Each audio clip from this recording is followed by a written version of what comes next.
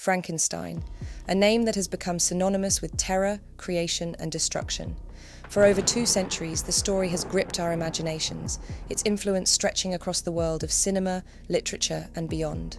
But the true origin of Frankenstein is darker and more mysterious than the tale itself.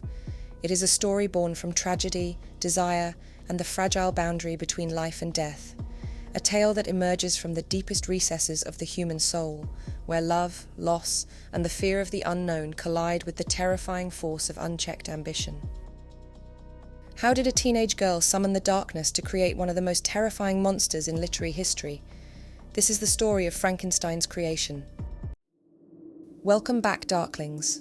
To understand the origins of Frankenstein, we must first look at the world into which Mary Shelley was born.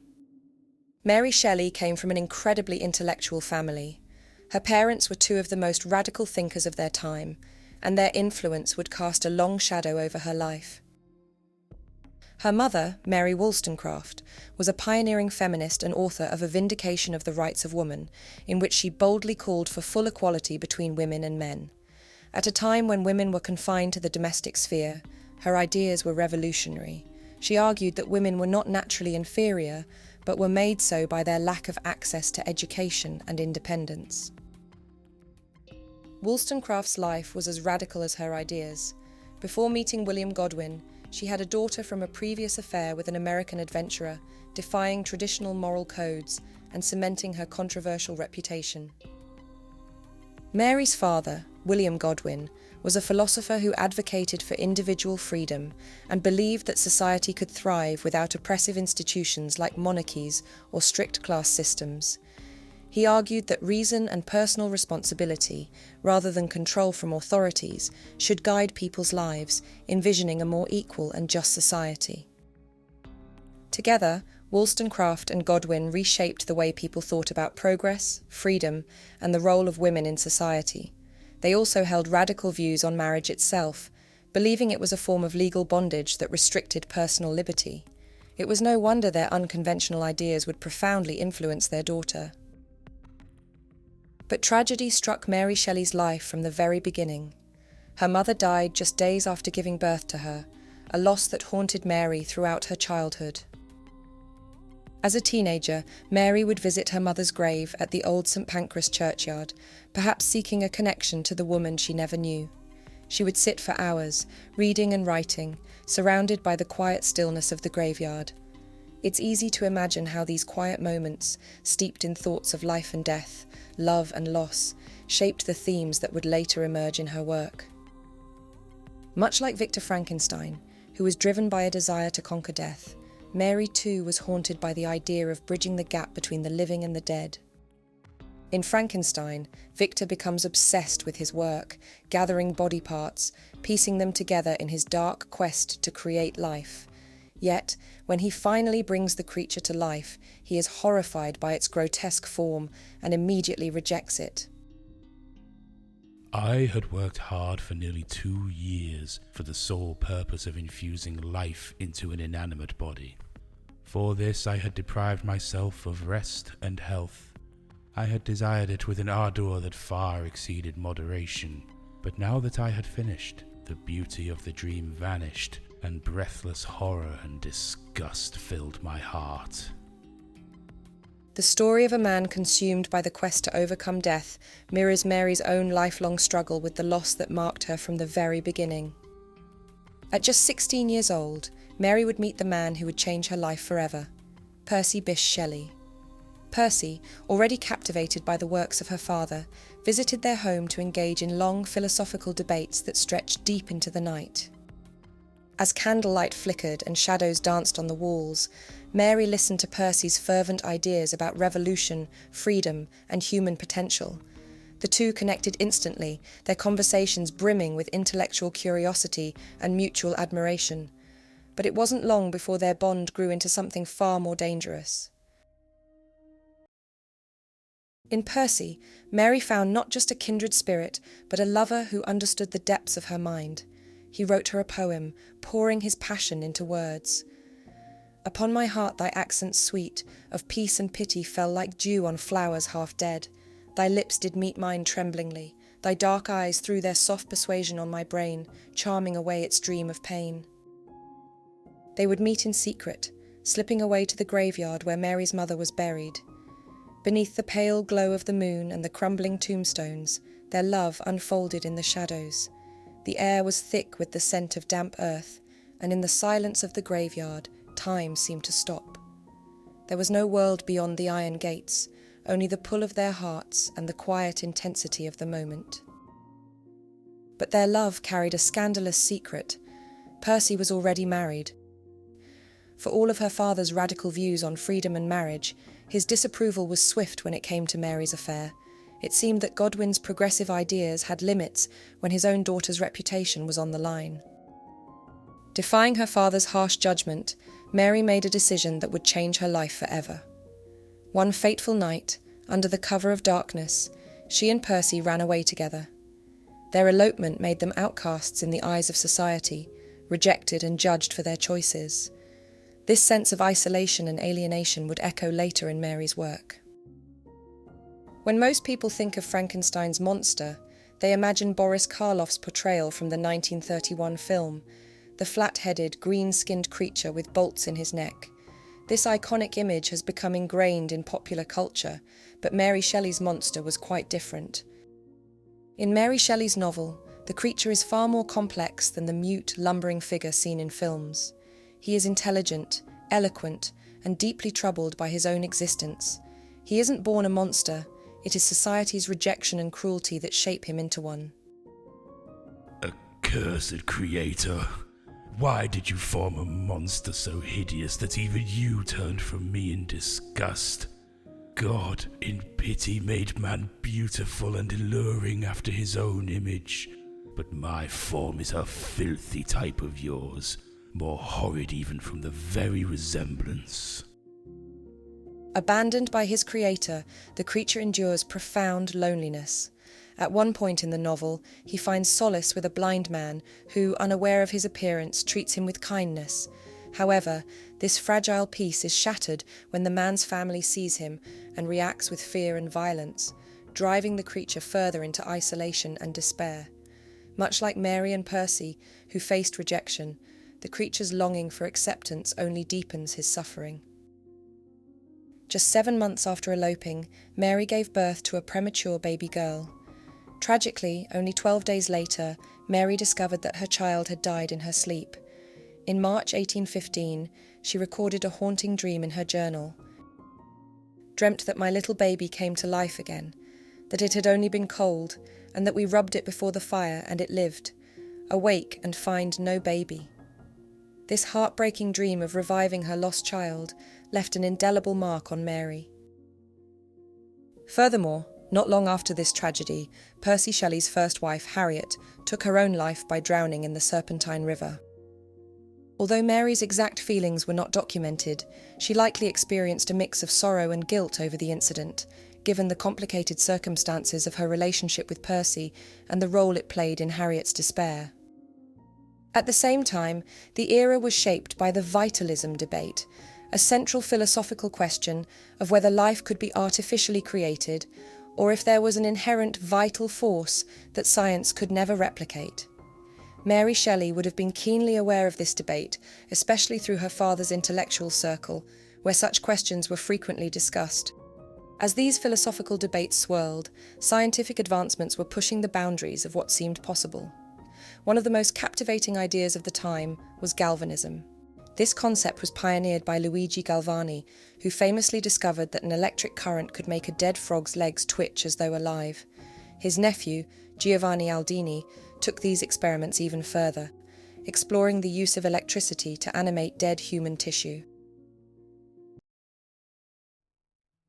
The idea that electricity could spark movement in a lifeless body fascinated and terrified the public. At the time, electricity was still a relatively new and mysterious force, and its potential seemed boundless. Public demonstrations of galvanism were nothing short of sensational.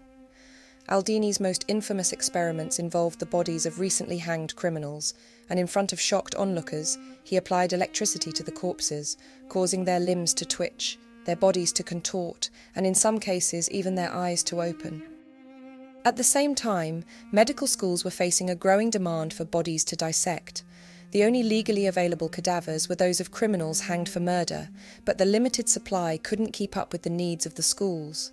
This scarcity gave rise to an underground trade led by resurrectionists, where corpses were stolen from graves and sold to eager medical professionals. The idea of reassembling stolen body parts or reanimating the dead deeply unsettled the public, tapping into profound societal fears about death and the sanctity of the body. But it wasn't just scientific breakthroughs that captured the public's imagination, it was the terrifying possibility of what unchecked ambition might unleash. Could science go too far? Could the relentless thirst for knowledge lead to horrors beyond our control? It's no wonder that these experiments and debates left a lasting impression on Mary. Victor Frankenstein's pursuit mirrors that of real scientists who toyed with electricity, believing it might hold the key to reanimation. But for Victor, the consequences of his ambition run far deeper than scientific curiosity. As the creature becomes increasingly desperate for connection, he confronts Victor and begs him to create a female companion. I am alone and miserable. Man will not associate with me, but one as deformed and horrible as myself would not deny herself to me. My companion must be of the same species and have the same defects. This being you must create. Victor, guilt-ridden and fearful of the creature, reluctantly agrees to create a companion. However, at the final moment, overcome with dread and the weight of the moral consequences, he destroys his second creation before giving her life. In Frankenstein, Mary Shelley captured the era's rising fear of unchecked scientific progress. But as these anxieties deepened, even nature itself seemed to reflect society's growing dread. In the summer of 1816, a strange darkness fell over Europe. The eruption of Mount Tambora the previous year had cast a cloud of ash across the atmosphere, plunging the world into what became known as the Year Without a Summer. The skies were stormy, the air unnaturally cold, and the days shrouded in a perpetual gloom, perfect conditions for the birth of a Gothic tale. It was during this eerie summer that Mary and Percy Shelley joined their friend Lord Byron at the Villa Diodati, a grand house overlooking Lake Geneva. Lord Byron, a famous poet and notorious figure in British society, had fled England amidst a scandal involving accusations of incest and debauchery. His fame and infamy followed him, with curious locals and members of the public trying to spy on the gatherings at the villa, hoping to catch a glimpse of the illicit activities rumoured to be taking place inside. Whispers of drug-fueled debauchery and wild hedonistic parties swirled through the air. These artistic and intellectual circles were notorious for their embrace of free-spirited living, indulging in substances like laudanum and breaking sexual conventions, all in a relentless pursuit to live and love without constraint. While much of what happened at the Villa Diodati remains speculation, what we do know is that the gathering of these brilliant literary minds would go on to inspire some of the most iconic works in Gothic literature. Mary recalled an almost perpetual rain, punctuated by tremendous thunderstorms. The gloom was relentless. One fateful night, as the rain lashed against the windows, Byron proposed a challenge. Each guest was to write a ghost story. In her 1831 introduction to Frankenstein, Mary described her struggle to come up with an idea. I busied myself to think of a story to rival those which had excited us to this task, one that would speak to the mysterious fears of our nature and awaken thrilling horror, one to make the reader dread to look round, to curdle the blood and quicken the beatings of the heart. If I did not accomplish these things, my ghost story would be unworthy of its name. I thought and pondered, vainly. I felt that blank incapability of invention which is the greatest misery of authorship, when dull nothing replies to our anxious invocations. "Have you thought of a story?" I was asked each morning, and each morning I was forced to reply with a mortifying negative. But then, one night, she had a dream that changed everything. In it, she envisioned a pale student of the unhallowed arts, kneeling beside the lifeless body he had pieced together. The corpse, grotesque and hideous, began to stir to life, powered by some mysterious engine, moving with an unsettling, half-animated motion. As Mary later described in vivid detail, "He sleeps, but he is awakened. He opens his eyes. Behold, the horrid thing stands at his bedside, opening his curtains and looking on him with yellow, watery, but speculative eyes. I opened mine, in terror." The atmosphere of that fateful summer, with its violent storms and sense of looming dread, seeped into Mary's writing, imbuing Frankenstein with the same dark, brooding energy that filled those long nights at the villa. But it wasn't only the turbulent weather that shaped the novel. Frankenstein was equally influenced by the powerful myths and literary works that had long stirred Mary's imagination. We don't have to speculate about Mary Shelley's literary influences. Frankenstein tells us outright. The novel's original subtitle is The Modern Prometheus, a direct reference to the Greek myth. Prometheus was a titan who defied the gods by stealing fire, representing knowledge and power, and gifting it to mankind. For this act of rebellion, he is condemned to eternal torment, bound to a rock where an eagle devours his liver each day. Similarly, Victor Frankenstein defies the natural order by playing God and attempting to create life. Like Prometheus, he suffers the consequences of his ambition, facing torment for pushing beyond the limits of human capability. Another major influence on Frankenstein is John Milton's Paradise Lost, an epic poem from 1667 that tells the biblical story of the fall of man. Satan, cast into hell after rebelling against God, escapes to the Garden of Eden to corrupt mankind. He tempts Eve to eat from the tree of knowledge, leading to Adam's fall and their expulsion from paradise. Milton's Paradise Lost is known for its complex themes and its portrayal of Satan as a tragic figure. In Frankenstein, the monster reads the poem, comparing himself to both Adam and Satan, reinforcing the novel's exploration of creation, rebellion, and responsibility. I am thy creature. I ought to be thy Adam, but I am rather the fallen angel whom thou drivest from joy for no misdeed. When Victor Frankenstein destroys the female companion he had promised to create, the creature's sorrow turns to a burning desire for vengeance. Like Satan in Paradise Lost, who seeks to destroy what he cannot have, the creature embarks on a merciless quest to ruin Victor's life. He begins by killing Victor's younger brother, and later murders Victor's wife on their wedding night. In this act of retribution, the creature inflicts a devastating punishment for Victor's transgressions, annihilating everything and everyone he holds dear. And then there's the name itself, Frankenstein. What many don't realize is that Frankenstein Castle is a real place. Located in Germany, the castle sits atop a mountain range, surrounded by dark forests and narrow valleys steeped in mystery and legend. Numerous folk tales have sprung up around the castle, and one of the most intriguing is the story of Johann Conrad Dippel. Born at the castle in 1673, Dippel was a professional alchemist who was rumoured to have created an elixir of life and to have conducted gruesome experiments on exhumed bodies in his quest for immortality. It's often speculated that this tale may have inspired Mary Shelley as she crafted Frankenstein, though there's no mention of it in her journals.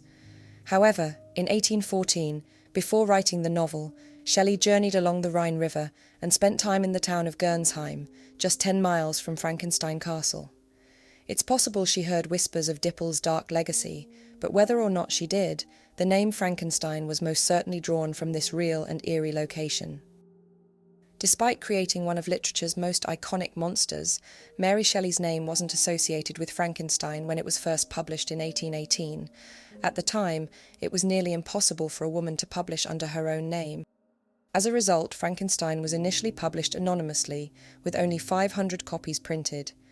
Many assumed that Mary's husband, Percy Shelley, had written the novel, as he had penned the preface. It wasn't until the second edition in 1823 that Mary Shelley's name appeared on the title page, finally crediting the true genius behind the work. The novel's reception was mixed. Some critics were shocked by its themes, while others admired its originality. The public, however, was enthralled. After Frankenstein's initial publication, the novel quickly gained popularity, leading to its first stage adaptation in 1823. Titled Presumption, or The Fate of Frankenstein, Mary Shelley herself attended a performance, but the play took significant creative liberties. At the time, a legal patent restricted serious dramatic plays to the Royal Theatres of Drury Lane and Covent Garden. All other theatres in 1823 were limited to staging melodramas, pantomimes, and musical spectacles. To comply, Presumption had to incorporate music, pantomime, and exaggerated theatrics. The play introduced Fritz, Victor Frankenstein's assistant, a character absent from the novel, but later immortalized as Igor in popular culture. The creature was portrayed as mute, reacting to songs, with the finale featuring a dramatic avalanche. This adaptation may have contributed to the slightly tongue-in-cheek perception of Frankenstein that endures to this day. Many later stage and film adaptations adopted this melodramatic, exaggerated style, which gave the story its own distinctive theatricality. Yet, even as her novel found success, Mary Shelley endured profound personal tragedies. 3 of her 4 children died in infancy, and in 1822, her husband Percy Shelley disappeared during a storm while sailing off the coast of Italy. Days later, his lifeless body washed ashore, deepening the grief that had haunted her entire life. Mary Shelley's Frankenstein is more than just a story about a scientist and his monstrous creation.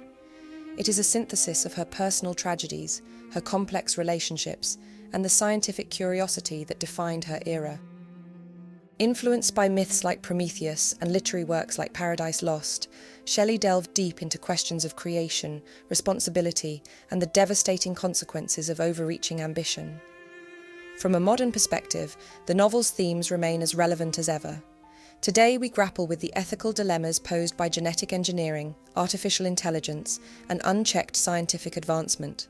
Much like Victor Frankenstein, we are tempted to push the boundaries of possibility, yet haunted by the spectre of unintended consequences. In the novel's dramatic conclusion, after the deaths of his loved ones, Victor becomes consumed by a relentless desire for vengeance. He chases the creature across Europe, eventually pursuing him into the frozen Arctic wasteland. This barren, icy landscape symbolizes their shared misery. Here, man and monster are locked in a tragic, endless pursuit of ruin and regret. It is a chilling reminder that invention, without responsibility, can spiral into destruction for both the creator and the created. But what part of Frankenstein's origins captivated you the most? If you enjoyed the video, please give it a like, and if your lust for Gothic novel origins still burns, don't forget to subscribe and explore the rest of my channel. See you in a future video.